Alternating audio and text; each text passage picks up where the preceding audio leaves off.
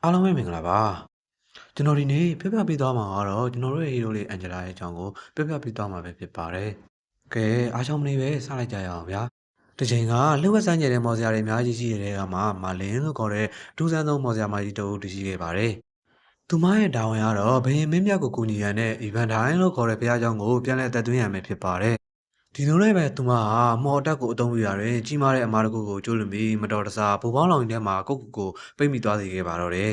သူမပိတ်မိနေတဲ့ဘူပေါင်းလောင်ရင်ကြီးကိုကြီးမားမြင်မာတဲ့တစ်ပင်ကြီးပေါ်မှာခြေစထားခြင်းကိုလည်းခံခဲ့ရပါတယ်။မာလင်ဟာထိုလောင်ရင်ထဲမှာနှစ်ပေါင်းများစွာအချိန်ကုန်လွန်ခဲ့တာကိုမိသူမှမသိခဲ့ပါဘူး။လောင်ရင်ထဲကလွတ်မြောက်ရန်ကြိုးပမ်းခဲ့တော့လေသူမရဲ့မော်ဘူပေါင်းလေးတွေကိုအပြင်ကိုပြစ်ထုတ်ရုံအားလွှဲဘာမှမတတ်နိုင်ခဲ့ပါဘူး။အဲ့တော့သူမဟာမုတ်ဆိုးကလေးတို့ကိုတစ်ပင်အောက်ကိုဖြတ်သွားတာကိုမြင်တွေ့လိုက်ရပါတော့တယ်။အဲ့ပဲသူမဟာစိတ်ကူးတစ်ခုရရှိခဲ့ကကလေးတွေမလွန်ဆန်နိုင်တဲ့အယုတ်ကလေးတစ်ခုကိုဖန်တီးပြီးတစ်ပင်အောက်ကိုပြစ်ချလိုက်ပါတော့တယ်။မကြမီမှာပင်ကလေးမလေးအန်ဂျလာထိုရုပ်ကိုတွေးကြည့်ခဲ့ပြီးကောက်ယူကချက်ချင်းပင်ချစ်ခင်ပြန်လို့သွားခဲ့ပါတော့တယ်။အိမ်ထဲမှာတဲ့အယုတ်ပေါ်မှာရှိတဲ့မော်တက်ဖြစ်တဲ့ဝင်းကျင်လဲလဲချင်းဟာလည်းစတင်အကျိုးသက်ရောက်ခဲ့ပါတော့တယ်။ဒီနည်းနဲ့ပဲမာလင်ကမလှောင်ရင်ထဲကထွက်ခွာနိုင်ခဲ့ပြီးကလေးမရဲ့ခန္ဓာကိုယ်ထဲကိုဝင်ရောက်နိုင်ခဲ့ပါတော့တယ်။ကလေးရဲ့ခန္ဓာကိုယ်ထဲကိုဝင်ရောက်သွားတဲ့မာလင်ကထူဆန်းတယ်လို့ခံစားရခဲ့ရတော့လေ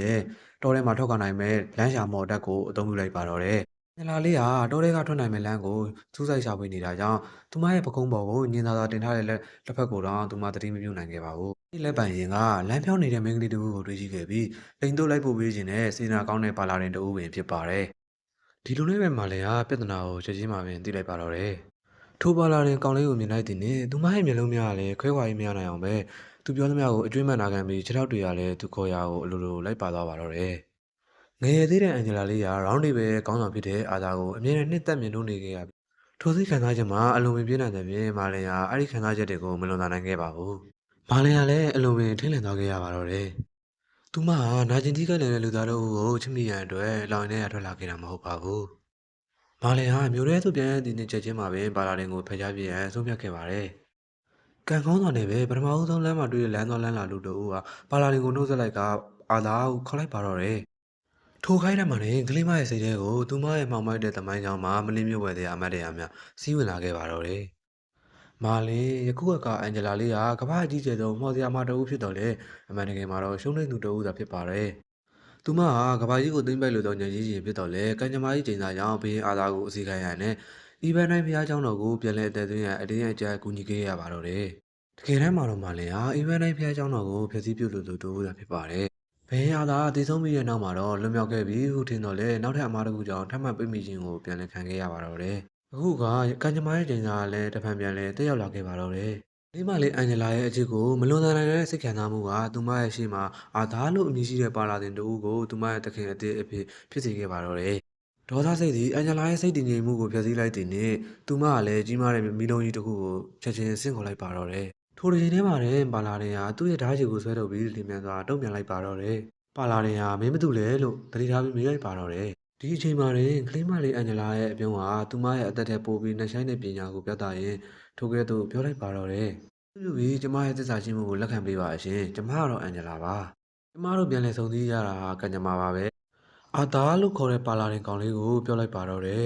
်အန်ဂျလာလေးရဲ့ခန္ဓာကိုယ်ထဲမှာတည်ရှိနေတဲ့မာလင်ရဲ့စိတ်ဝိညာဉ်ဟာသူမကိုယ်သူမပြန်ပြောလိုက်ပါတော့တယ်ငါအာသာကိုနာခံရင်ဘာဖြစ်မှာလဲပြီးတော့ဖြစ်စေကမို့ငါပြန်ရောက်လာခဲ့ပြီငါလက်သားချခြင်းနဲ့ငါရဲ့ဂုဏ်သိက္ခာနဲ့ငါရဲ့ယုံကြည်ချက်တွေကိုပြန်လည်ရယူခြင်းနဲ့လို့တွေးနေခဲ့ပါတော့တယ်ဒါကတော့ကျွန်တော်တို့ရဲ့ဟီးရိုးလေးအန်ဂျလာရဲ့မော်ဆီယာမာလေးဖြစ်လာတဲ့ဇာတ်လမ်းလေးရဲ့အချင်းချုပ်ပဲဖြစ်ပါတယ်။ကျွန်တော်အခုနောက်ထပ်ပြပြသွားပြီးမဲ့ဇာတ်လမ်းလေးကတော့ကျွန်တော်တို့ရဲ့ဟီးရိုးလေးအန်ဂျလာကြိတ်ကြိုက်နေခဲ့ရတဲ့အာသာရဲ့ဇာတ်လမ်းလေးပဲဖြစ်ပါတယ်။လွန်ခဲ့တဲ့နှစ်ပေါင်းများစွာတုန်းက Knight of the Round Table လို့လူသိများတဲ့သွေးကောင်းအဖွဲ့အစည်းတစ်ခုတည်ရှိခဲ့ပါတယ်။သူတို့တွေကအိမ်မတိုင်းဖျားเจ้าတော်ကိုအချိန်ကြာမြင့်စွာစောင့်ရှောက်ခဲ့ပြီးရဲစံတတိဂုံတိကာနဲ့သီလသမာဓိရှိမှုတို့ကြောင့်ထင်ရှားခဲ့ပါတယ်။သူတို့တွေကနှစ်စဉ်စောင်းရာသီတိုင်းမှာတိုင်းပညာပြိုင်ပွဲတစ်ခုကိုကျင်းပလေးရှိပါတယ်။ဒီပြိုင်ပွဲကလည်းနှစ်စဉ်စပားရိတ်သိမ်းပွဲတော်နဲ့အတူဆင်နွှဲတဲ့ပွဲတော်လေးဖြစ်ပါတယ်။ဒီပွဲတော်ကိုလူအများပြားလာရောက်ကြည့်ရှုခဲ့ကြပြီးပြိုင်ပွဲမှာနိုင်ရသူဟာကင်းတိုင်းအဖွဲ့အစည်းတွေကိုဝင်ရောက်ခွင့်ရရှိခဲ့ပါတယ်။သို့ပေမဲ့အင်ပါယာနဲ့မဟာမိတ်တွေကြားမှာနှစ်ရှည်လာများစစ်ပွဲတွေကြောင့်သူရဲကောင်းကင်းတိုင်းတွေများစွာကြာဆုံးခဲ့ရပါတယ်။သူတို့ရဲ့ဩဇာအာဏာတွေကလည်းမိမ့်မိန်လာခဲ့သလိုနောက်ပိုင်းမှာတော့အတွင်းစိတ်ဝမ်းကွဲမှုတွေကြောင့်အုပ်စုတစ်ခုစီဖြစ်ပြိုကွဲသွားခဲ့ကြပါတော့တယ် သူတို့ရဲ့ပြိုင်ဘက်တွေကတော့ဒီအားနည်းချက်ကိုအခွင့်ကောင်းယူပြီးကင်းနိုင်တွေကိုတစ်ချက်တည်းနဲ့အမြင့်ပြတ်ချိန်မုံမှုလှည့်ဝက်ကြံစည်ခဲ့ပါတော့တယ်။နေ့စဉ်ကျင်းပနေကြတိုင်းပြိုင်ပွဲကိုလည်းပုံမှန်အတိုင်းဆက်လက်ကျင်းပနေခြင်းပြည်သူပြည်သားတွေကလည်းဒီပိုင်းတိုင်းဖျားเจ้าတော်တွေကိုအလုံးကြီးနဲ့ရောက်ရှိလာခဲ့ကြပါတယ်။အဲဒီချိန်မှာလည်းမဟာမိတ်ရန်သူတပ်ဖွဲ့တွေကမမျှော်လင့်ပဲရုတ်တရက်တိုက်ခိုက်ခဲ့ကြပါတော့တယ်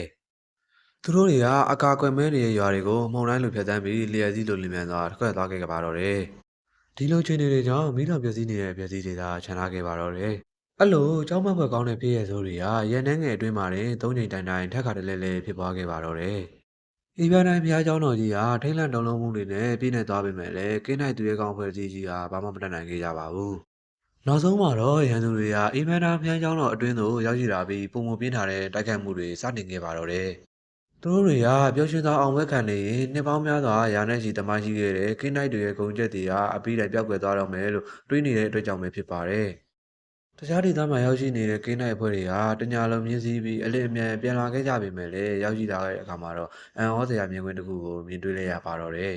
။သူတို့ရဲ့ဘုရားကျောင်းတော်ကြီးဟာမမတည်ရှိနေတဲ့ဖြစ်ပြီးသွေးတွေနဲ့ခုတ်ပြထားတဲ့ဥပေါင်းတွေကမိုင်မဲနဲ့တိုက်ခိုက်သူတွေရဲ့အသက်တွေပဲဖြစ်ပါတယ်။ဒီလိုထူးခြားတဲ့စမ်းဆောင်မှုကိုဝေးလံတဲ့ရက်ကခီးသွွားလူငယ်တဦးကစမ်းဆောင်ခဲ့တာပဲဖြစ်ပါတယ်။သူကင်ဆောင်ထားခဲ့တာကတော့ဒန်လာရီလာရှေးခေတ်ဘုရင်အာသာကိုရည်သူပြီးရေကန်သောနန္ဒမီးကကြောက်လုံးနဲ့နေမြုပ်နှံထားတဲ့ဘုရင်တို့ရဲ့ဓာတ်ပဲဖြစ်ပါတယ်။အသက်ရှင်ကျန်ရစ်ခဲ့တဲ့ပြည်သူတွေရဲ့ပြောကြားချက်အရရန်သူတွေဟာဘုရားကျောင်းတော်ကိုဝင်ရောက်စီးရင်တိုက်ခိုက်နေချိန်မှာလူအုပ်ကြီးကလည်းထွက်ပြေးခဲ့ကြရပါတယ်။တိုက်ခိုက်နေစဉ်အတွင်းမှာပဲဒီခီးသွွားလူငယ်လေးရဲ့မူလဓာတ်ဟာနှစ်ပိုင်းကျိုးသွားခဲ့ရပါတယ်။သူဟာကြောက်လုံးတွေကထိုးထွက်နေတဲ့ဘုရင်တွေရဲ့ဓာတ်ကိုမြင်တွေ့တဲ့အခါမှာအားစိုက်ထုတ်စရာမလိုပဲဆွဲထုတ်ကကျူးကျော်သူတွေကိုတွန်းလှန်အနိုင်ယူခဲ့ပါတော့တယ်။ဒီကြောင်းကိုကြားတဲ့အခါမှာတော့ကင်းနိုင်တွေဟာစူးစူးညံ့ညံ့နဲ့ပျော်ရွှင်သွားခဲ့ကြရပါတယ်